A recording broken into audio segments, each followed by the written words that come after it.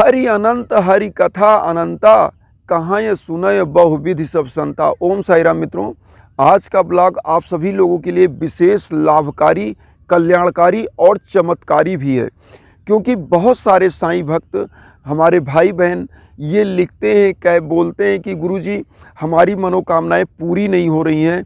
तो आज मैं ये बताना चाहता हूँ कि साईं बाबा की जो पूजा हम लोग करते हैं, किस पद्धति से करते हैं, क्या करते हैं, आस्था कैसी रखते हैं और कैसे पूजा की जाए। जैसे आप बृहस्पतिवार व्रत रखते हैं तो उसकी पूजा कैसे की जाए, सप्ताह पारायण अगर करते हैं साईं सच्चरित्र की तो उसका पूजा विधि विधान क्या है, अगर आप मान लीजिए डेली की रूटीन की पूजा है तो उसका विधि विधान क्या है।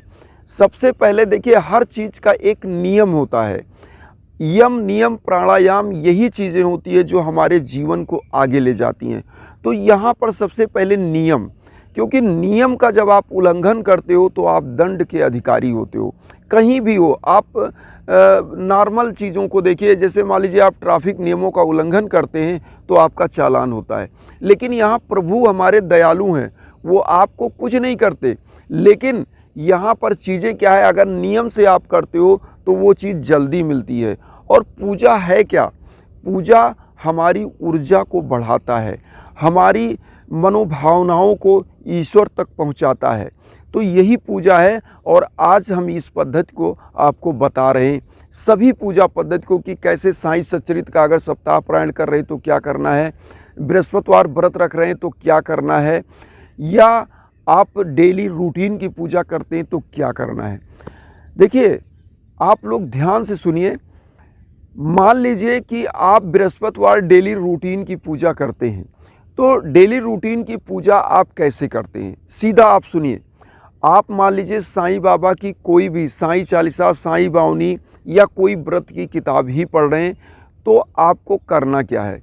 सबसे पहले आप नहा धो लीजिए, कुछ पुष्प ले लीजिए, आंतरिक रूप से आप अपने आप को पवित्र, आंतरिक रूप से पवित्र मतलब आप केवल ईश्वर के बारे में उस समय सोचिए। आप अपने बाहरी वातावरण के बारे में मत सोचिए कि मुझे जाना है, खेतों में काम करना है, मुझे ऑफिस जाना है तो ऐसे काम करना है, मैं यहाँ जाऊँगा, क्योंकि आपका वहाँ फिर ऊर्जा बढ़ जाता है। ईश्वर तक जो संचार आपका होना चाहिए वो नहीं हो पाता है। होता क्या है, आप पूजा के लिए तो खड़े हैं सशरीर, लेकिन आपका जो अंतर मन है वो कहीं और है। तो ऐसे में होता क्या है कि ईश्वर से जो ट्रांसमिशन आपकी है, जो रेज आपको मिलना चाहिए वो नहीं मिल पाता है और इसीलिए आपको फल नहीं मिल पाता है। अब यहाँ पर दूसरा चीज़, मान लीजिए आप साईं सच्चरित्र सप्ताह पारायण कर रहे हैं, सप्ताह पारायण कर रहे हैं, तो यहाँ पर सबसे पहले आप साईं बाबा के सम्मुख बैठते हैं तो आप क्या करिए, कुछ पुष्प लीजिए, आप एक दीपक जलाइए साईं बाबा के नाम की। और ये सब दीपक जलाते हैं, पुष्प लेते हैं, ये क्या करते हैं, हमारी आस्था को बढ़ाते हैं।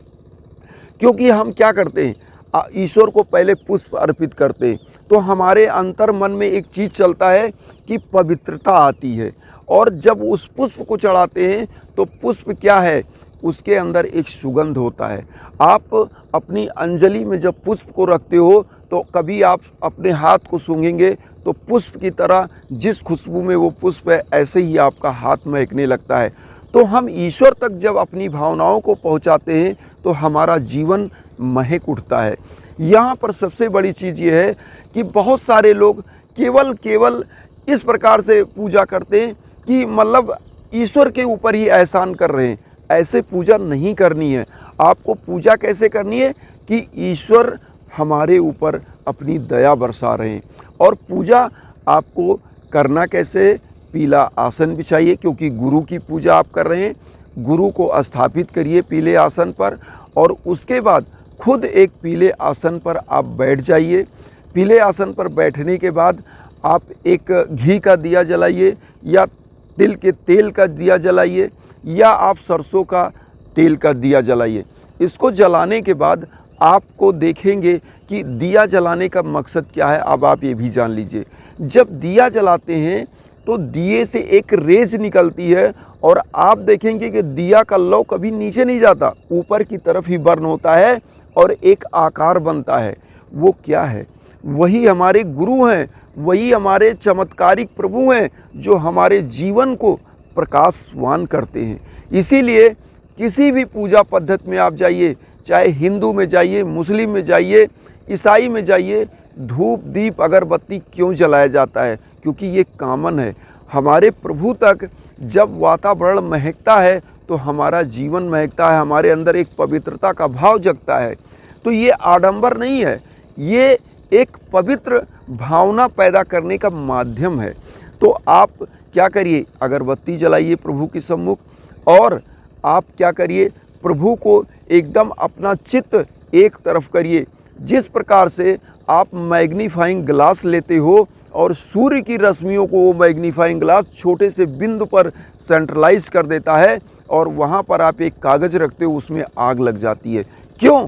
क्योंकि वो क्या करता है, उस सूर्य की रश्मियों को कहीं इधर उधर डाइवर्ट नहीं होने देता, एकदम स्ट्रेट, और ले जाके उस कागज़ पर एकदम सेंट्रलाइज कर देता है।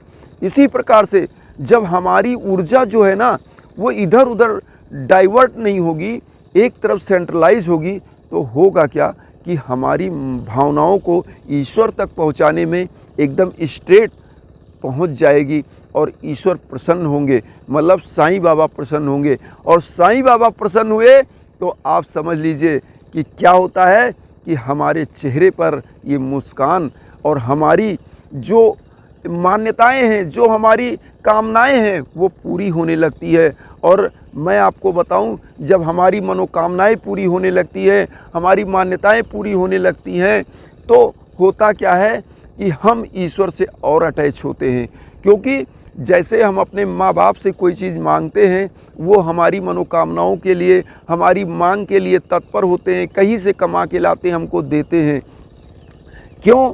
क्योंकि हम अपने माँ बाप की एक अच्छी संतान हैं, और माँ बाप हमसे प्यार करते हैं, और हमको क्या चाहिए कि हम माँ बाप के लिए अच्छे बने।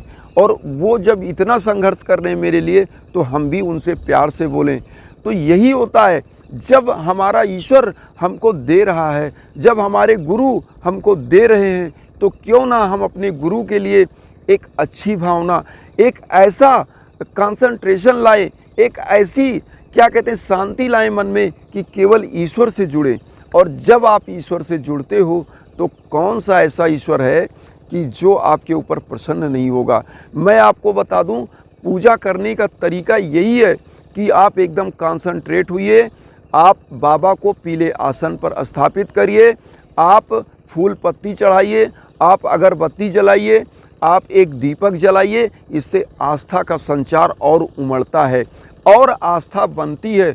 और जब आप आस्था बनाते हो, तो होता क्या है कि गुरुवर कभी ऐसा नहीं करते कि आपके ऊपर रुष्ट हो। क्योंकि हमारे साईं क्या हैं, परम दयालु हैं, परम कृपालु हैं, भक्त वत्सल हैं। साईं खुद कहते हैं कि जो शिरडी में आएगा आपद दूर भगाएगा, चढ़े समाधि की सीढ़ी पर, पैर तले दुख की पीढ़ी पर, त्याग शरीर चला जाऊंगा, भक्त हेतु दौड़ा आऊंगा, मन में रखना दृढ़ विश्वास, करे समाधि पूरी आस, मुझे सदा जीवित ही जानो, अनुभव करो सत्य पहचानो, मेरी शरण आ खाली जाए, हो तो कोई मुझे बताए, जैसा भाव रहा जिस जन का, वैसा रूप हुआ मेरे मन का, भार तुम्हारा मुझ पर होगा, वचन न मेरा झूठा होगा, असहायता लो भरपूर, जो मांगा वह नहीं है दूर, मुझ में लीन वचन मन काया, उसका ऋण ना कभी चुकाया, धन्य धन्य वह भक्त अनन्य, मेरी सरल तजलय न अन्न। ओम शाई ओम शाई।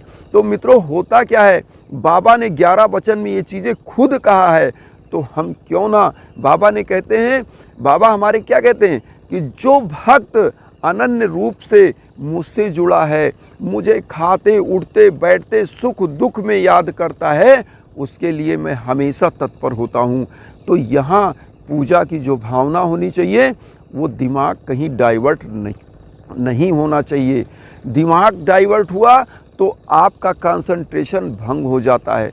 हम मानते हैं कि इस कलयुग में व्यक्ति कंसंट्रेट नहीं हो सकता, लेकिन हम अगर डेली की रूटीन की पूजा 2 मिनट बाबा से ऐसे जुड़ जाएं कि लगे कि हमने सब भुला दिया है और हम बाबा से जुड़ गए। बहुत सारे लोग ये कहते हैं कि गुरुजी हम बहुत टेंशन में हैं, बहुत जगह से ये है, हमारी ज़मीन छका लिया, हमसे कब्जा कर लिया, कोई मेरा ये छीन लिया, तो गीता के उस उपदेश को भी याद करिए जो साईं बाबा कृष्ण भगवान को भी मानते थे। उन्होंने खुद गीता का अध्ययन किया था।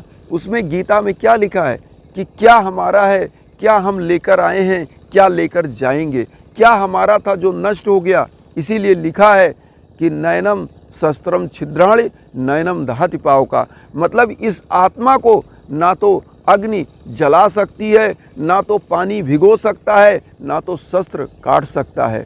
तो यहाँ पर हम अनन्य भाव से केवल उस परम पिता परमेश्वर को याद करें तो निश्चित हमारी मनोकामनाएं पूरी होंगी।